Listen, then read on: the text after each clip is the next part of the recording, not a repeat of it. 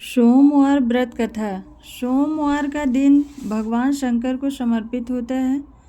आज के दिन भक्त भोलेनाथ को प्रसन्न करने के लिए विशेष पूजा अर्चना करते हैं। कुछ लोग आज के दिन व्रत भी रखते हैं ताकि भगवान शिव की विशेष कृपा प्राप्त की जा सके। बाबा भोलेनाथ के आशीर्वाद के लिए आप भी सोमवार का व्रत कर रहे हैं तो शिव व्रत कथा को पढ़कर या सुनकर इस उपवास को पूरा करें। सोमवार व्रत की विधि। नारद पुराण के अनुसार सोमवार व्रत में व्यक्ति को प्रातः स्नान करके शिव जी को जल और बेल पत्र चढ़ाना चाहिए तथा शिव गौरी की पूजा करनी चाहिए। शिव पूजन के बाद सोमवार व्रत कथा सुननी चाहिए। इसके बाद केवल एक ही समय भोजन करना चाहिए। साधारण रूप से सोमवार का व्रत दिन के तीसरे प्रहर तक होता है, मतलब शाम तक रखा जाता है। सोमवार व्रत 3 प्रकार का होता है: प्रति सोमवार व्रत, सौम्य प्रदोष व्रत और 16 सोमवार का व्रत। इन सभी व्रतों के लिए एक ही विधि होती है। सोमवार व्रत की कथा। एक समय की बात है कि किसी नगर में एक साहूकार रहता था। उसके घर में धन की कोई कमी नहीं थी, लेकिन उसके कोई संतान नहीं थी। इस कारण वह बहुत दुखी था। पुत्र प्राप्ति के लिए वह प्रत्येक सोमवार को व्रत रखता था और पूरी श्रद्धा के साथ शिव मंदिर जाकर भगवान शिव और पार्वती की पूजा करता था। उसकी भक्ति देखकर एक दिन माँ पार्वती प्रसन्न हो गई और भगवान शिव से उस साहूकार की मनोकामना पूर्ण करने का आग्रह किया। पार्वती जी की इच्छा सुनकर भगवान शिव ने कहा, हे पार्वती, इस संसार में हर प्राणी को उसके कर्मों का फल मिलता है और जिसके भाग्य में जो हो उसे भोगना ही पड़ता है। लेकिन पार्वती जी ने साहूकार की भक्ति का मान रखने के लिए उसकी मनोकामना पूर्ण करने की इच्छा जताई। माता पार्वती के आग्रह पर शिव जी ने साहूकार को पुत्र प्राप्ति का वरदान तो दिया, लेकिन साथ ही यह भी कहा कि उसके बालक की आयु केवल 12 वर्ष होगी। माता पार्वती और भगवान शिव की बातचीत को साहूकार सुन रहा था। उसे न तो इस बात की खुशी थी और न ही दुख। वह पहले की भांति शिव जी की पूजा करता रहा। कुछ दिन के बाद साहूकार के घर में एक पुत्र का जन्म हुआ। जब वह बालक 11 वर्ष का हुआ तो उसे पढ़ने के लिए काशी भेज दिया गया। साहूकार ने पुत्र के मामा को बुलाकर उसे बहुत सारा धन दिया और कहा कि तुम इस बालक को काशी विद्या प्राप्ति के लिए ले जाओ और मार्ग में यज्ञ कराना। जहाँ भी यज्ञ कराओ वहाँ ब्राह्मणों को भोजन कराते और दक्षिणा देते जाना। दोनों मामा भांजे इसी तरह यज्ञ कराते और ब्राह्मणों को दान दक्षिणा देते काशी की ओर चल पड़े। रात में एक नगर पड़ा जहाँ नगर के राजा की कन्या का विवाह था, लेकिन जिस राजकुमार से उसका विवाह होने वाला था वह एक आंख से काना था। राजकुमार के पिता ने अपने पुत्र के काना होने की बात को छुपाने के लिए एक चाल सोची। साहूकार के पुत्र को देखकर उसके मन में एक विचार आया। उसने सोचा, क्यों न इस लड़के को दूल्हा बनाकर राजकुमारी से विवाह करा दूं। विवाह के बाद उसको धन देकर विदा कर दूंगा और राजकुमारी को अपने नगर ले जाऊंगा। लड़के को दूल्हे के वस्त्र पहनाकर राजकुमारी से विवाह करा दिया, लेकिन साहूकार का पुत्र ईमानदार था। उसे यह बात न्याय संगत नहीं लगी। उसने अवसर पाकर राजकुमारी की चुन्नी के पल्ले पर लिखा कि तुम्हारा विवाह तो मेरे साथ हुआ, लेकिन जिस राजकुमार के संग तुम्हें भेजा जाएगा वह एक आंख से काना है। मैं तो काशी पढ़ने जा रहा हूँ। जब राजकुमारी ने चुन्नी पर लिखी बातें पढ़ी तो उसने अपने माता पिता को यह बताई। राजकुमार ने अपनी पुत्री को विदा नहीं किया, जिससे बारात वापस चली गई। दूसरी ओर साहूकार का लड़का और उसका मामा काशी पहुंचे और वहां जाकर उन्होंने यज्ञ किया।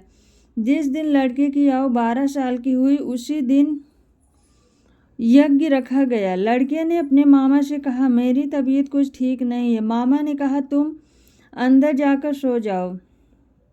शिव जी के वरदान अनुसार कुछ ही देर में उस बालक के प्राण निकल गए। मृत भांजे को देखकर उसके मामा ने विलाप शुरू किया। संयोगवश उसी समय शिव जी और माता पार्वती उधर से जा रहे थे। पार्वती ने भगवान से कहा, स्वामी, मुझे किसके रोने का स्वर सहन नहीं हो रहा है। आप इस व्यक्ति के कष्ट को अवश्य दूर करें। जब शिव जी मृत बालक के समीप गए तो वह बोले कि यह उसी साहूकार का पुत्र है जिसे मैंने 12 वर्ष की आयु प्रदान किया।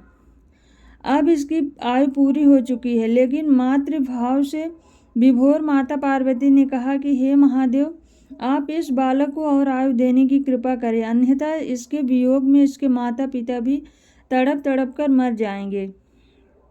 माता पार्वती के आग्रह पर भगवान शिव ने उस लड़के को जीवित होने का वरदान दिया।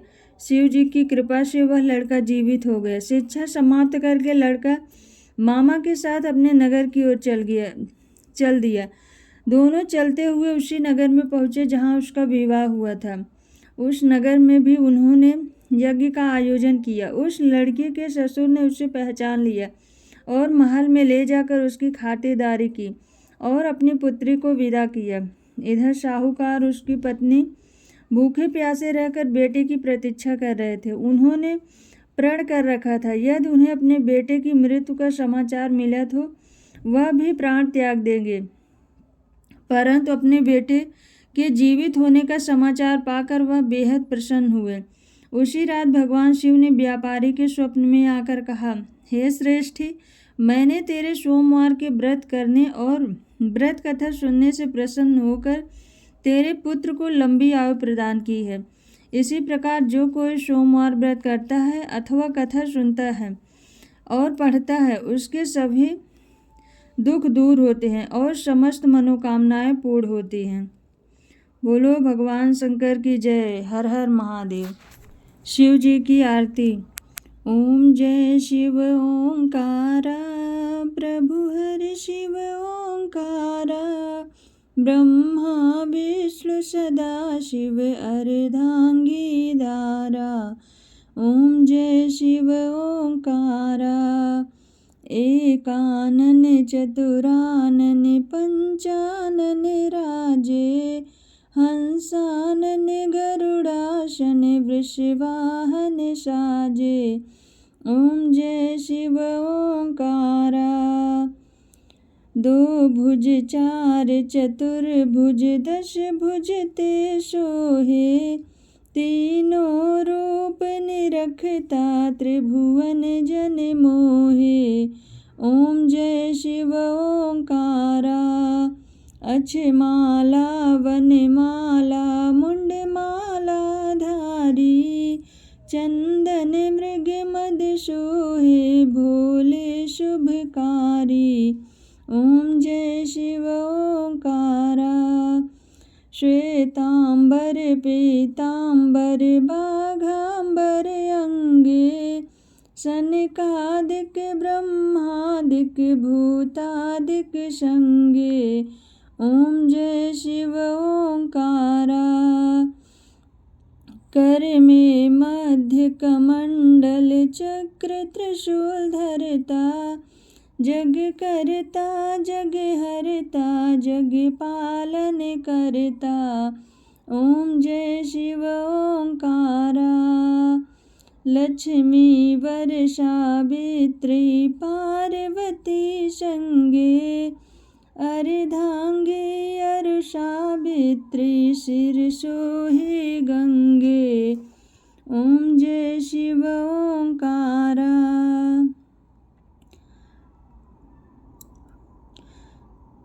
ब्रह्मा विष्णु सदा शिव जानत अविवेका, प्रणवाक्षर के मध्य ये तीनों एका।